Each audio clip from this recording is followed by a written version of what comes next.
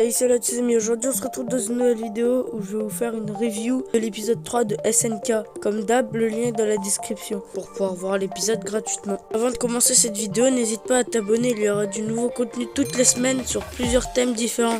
Donc c'est parti! Au début de l'épisode, on aperçoit un enfant dans son lit et une femme qui est assise dessus. Avec la discussion qu'ils ont eue, on comprend qu'il s'agit de Reiner et sa mère, qui accentue le fait qu'il doit devenir guerrier et hériter d'un titan primordial. Puis on voit Reiner dire qu'il se souvient de ce que sa mère disait. Après, il se souvient d'un moment où il s'entraîne pour devenir... Et on voit Sieg, jeune, dire que la mission sur Paradis débutera dans quelques... et que seulement 6 sur 7 d'entre eux allaient hériter d'un des titans. Reiner se réjouit et dit qu'il deviendra bientôt mort. Mais Galliard se moque de lui en disant qu'il est le dernier d'entre eux et qu'il n'a aucun talent, et il se retrouve à terre. On voit Eren qui regarde le ciel en disant qu'il ne se passe jamais rien là où il vit. Si t'en arrives à là et que la vidéo te plaît, n'hésite pas à liker, ça fait plaisir. Merci. Bon, continuons. On voit le titan féminin et des dossiers dessus disant que Annie serait parfaite pour ce rôle car elle est très polyvalente. Puis on voit le dossier pour le titan cuirassé disant que Reiner serait celui qui l'aura pour sa témérité. Le titan mâchoire revient à Marcel pour sa vivacité. Le titan bestial revient à Sieg parce qu'il est fidèle à lui-même. Le titan charrette qui est pour Pique, qui est la plus avisée. Et le titan colossal pour Berthold, car selon le supérieur sera ce cerveau. On nous dit que cette équipe est meilleure que la précédente. On apprend aussi qu'ils sont capables de détruire un pays entier. Plus tard, on voit qu'ils ont commencé l'opération Paradis. Il commence à faire nuit et ils s'arrêtent. Ils font un feu de camp et discutent. Puis Marcel nous apprend que le lendemain, ils nous enfonceront le mur.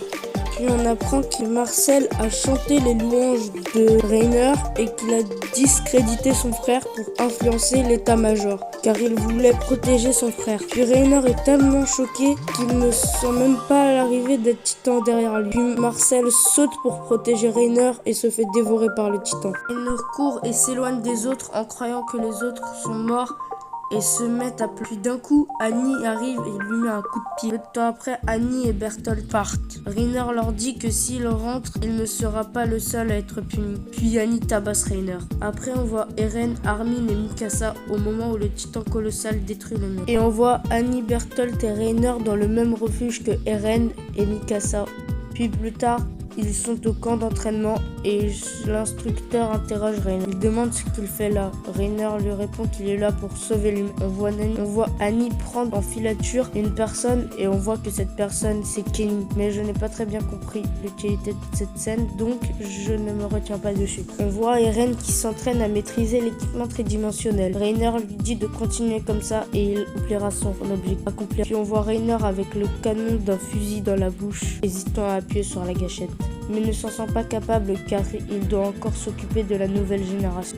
Après ça, on commence à suivre Falco qui avait l'air de rentrer chez lui, mais il est interpellé par un homme qui a une jambe en moins. C'était celui de la dernière fois. Si vous avez deviné de qui il s'agit, dites-le moi dans les commentaires. Cet homme révèle à Falco qu'il faisait semblant de ne plus se souvenir de rien. L'homme remarque que les habits de Falco étaient abîmés.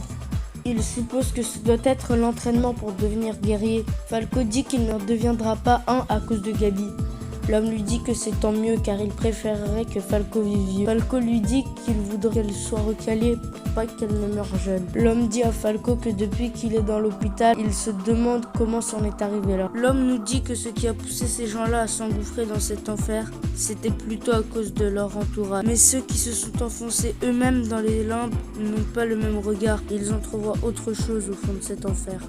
Peut-être une lueur d'espoir ou un abîme encore plus noir, et que pour le savoir, il ne pouvait que continuer d'avancer. こんなことになるなんて知っていれば誰も戦場なんか行かないだろう。でもみんな何かに背中を押されて地獄に足を突っ込むんだ。大抵その何かは自分の意志じゃない。他人や環境に強制されて仕方なくだ。ただし自分で自分の背中を押したやつの見る地獄は別だ。